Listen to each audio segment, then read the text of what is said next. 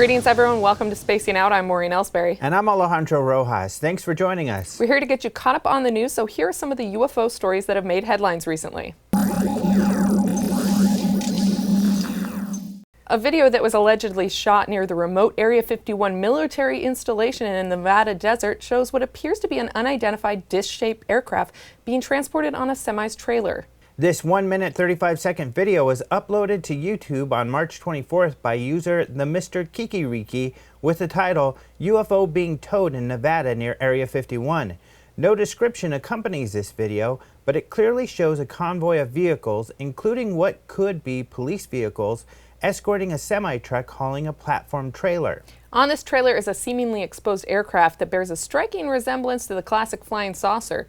Based on the video's audio, the individuals who recorded the video used his cell phone to capture the moment the convoy passed the gas station where he and another male individual were stopped. And based on their dialogue, they felt it necessary to be discreet in their filming of this unidentified object. It seems unlikely that the military or some secret government agency would transport a secret aircraft, especially an extraterrestrial spacecraft, in the open for anyone to see.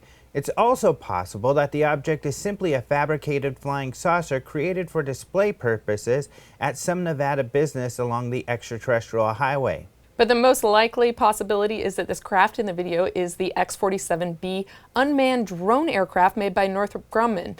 The X-47B made headlines in 2002 when a craft was being transported on a truck from West Virginia to Maryland.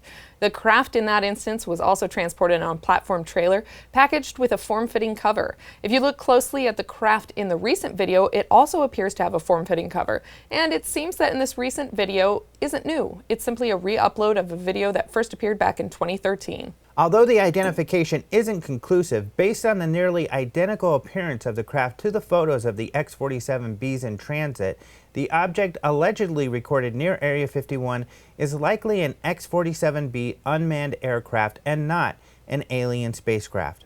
A skeptical paranormal investigation group is offering $100,000 to anyone that can prove they've been aboard a UFO. The Independent Investigations Group, known as IIG, is a volunteer organization that is part of the Center for Inquiry in Los Angeles, California, which was founded by James Underdown.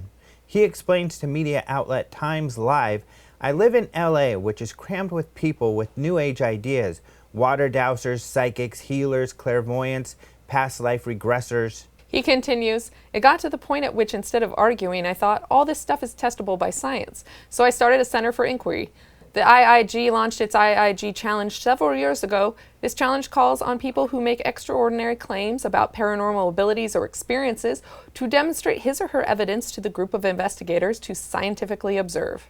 The IIG's website describes, "If you pass the IIG challenge, we'll pay you $100,000 ourselves and release the results publicly, which will raise your profile immensely among those who doubt your claims. The true skeptics will have to take notice. The person who refers the claimant who wins the IIG $100,000 challenge will receive $5,000 for introducing us to a winning claimant. Spread the word, even those without special powers can be $5,000 richer." A similar challenge was issued in 2013 by filmmaker James Fox, $100,000 for the best UFO evidence.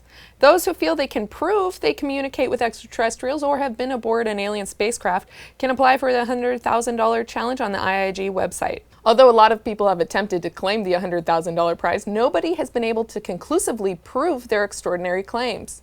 A new project is searching for moons outside our solar system that may contain alien life.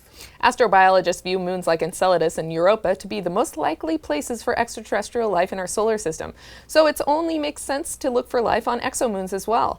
The hunt for exomoons with Kepler, or HEK, is a new initiative led by David Kipping at the Harvard-Smithsonian Center for Astrophysics that he uses data collected by NASA's Kepler Space Telescope to identify exomoons that might support life. But before looking at Kepler data, HEK astronomers used NASA's Pleiades supercomputer at the NASA Advanced Supercomputing Facility at NASA's Ames Research Center to simulate billions of possible star-planet-moon arrangements. Then, as Space.com explains, they compare the results with actual data taken with NASA's Kepler Space Telescope, which monitors the brightness of stars in an effort to find exoplanets that could harbor life.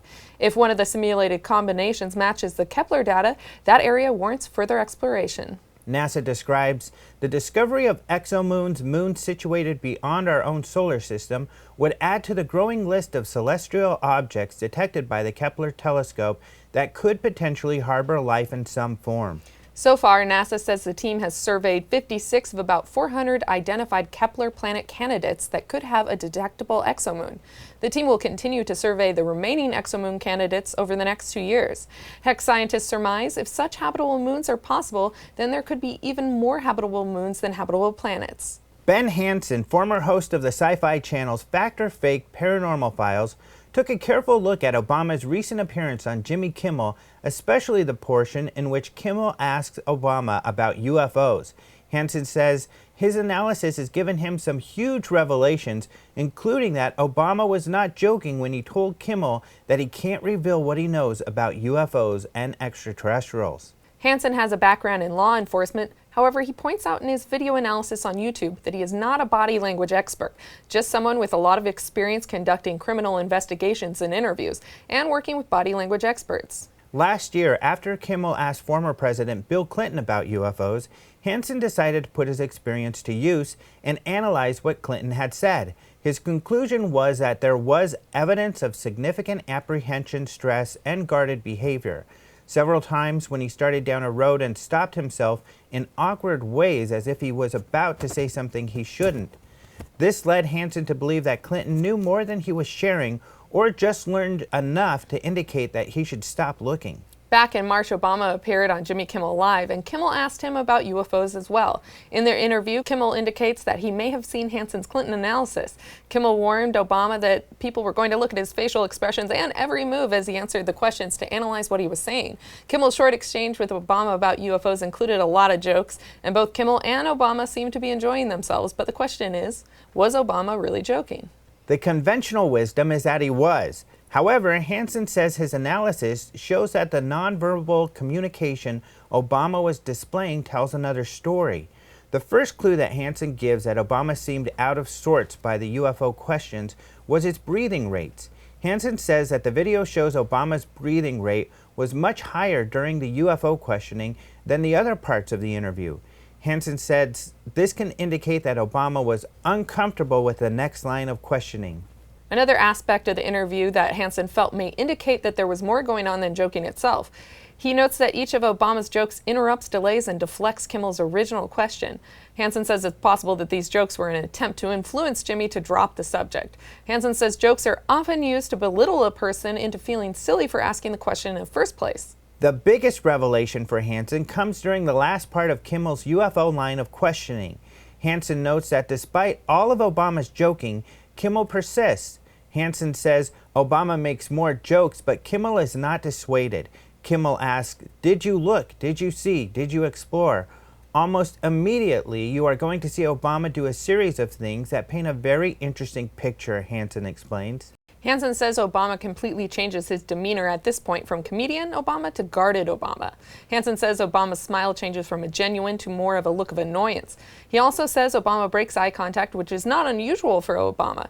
Hansen says for Obama this seems to be a cognitive process when he requires precision in answering difficult questions. Another thing Obama does at this point is to shut his eyes a couple of times, both of which Hansen says were longer than just a normal blink. Hansen notes this could be due to someone trying to block out unpleasant auditory or visual cues. He notes that this is accompanied by a hard swallow and flexing of the jaw, a head turn away from Kimmel, and shaking of the head no, with a stuttered reply. Obama's simple reply was, "I can't reveal anything." Hansen says there is no way to tell if Obama's earlier replies were anything more than a joke, but Obama's demeanor change with this reply indicates to him that Obama in this case was telling the truth. In the end, Hansen feels that his analysis has convinced him that there is something more to Obama's comments than mere jokes. He says, all the evidence suggests that there is something to reveal. Whatever it is, we hope that one day it will be. And I personally am going to say that this could all be just a sense of annoyance. He might just, you got to get asked that question all the time, and Kimmel drags it on and he's trying to keep going. It might not be that Obama's uncomfortable in the sense that he's like, I got to get away from this question. And it might just be like, come on, buddy. I think you're exactly right. I think that hesitation could be translated as annoyance. Yeah, are we going to stick with this subject?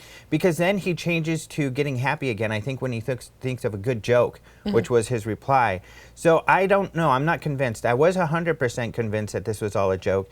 Ben's analysis is thorough, so now I'm kind of double thinking that. But I'm still thinking 90% that Obama was just joking around. Yeah. That's what I'm going to stick to for now. That's all for this episode of Spacing Out. As always, remember to visit our website, openminds.tv, for all the latest UFO news, and follow us on Twitter at openmindstv. Let us know if you enjoyed today's episode by liking the episode on YouTube and leaving us your comments in the section below. You can also download our podcast, Open Minds UFO Radio, on iTunes or at openminds.tv/radio. Thanks again for joining us today. I'm Alejandro Rojas. And I'm Maureen Ellsbury. We'll see you in the future.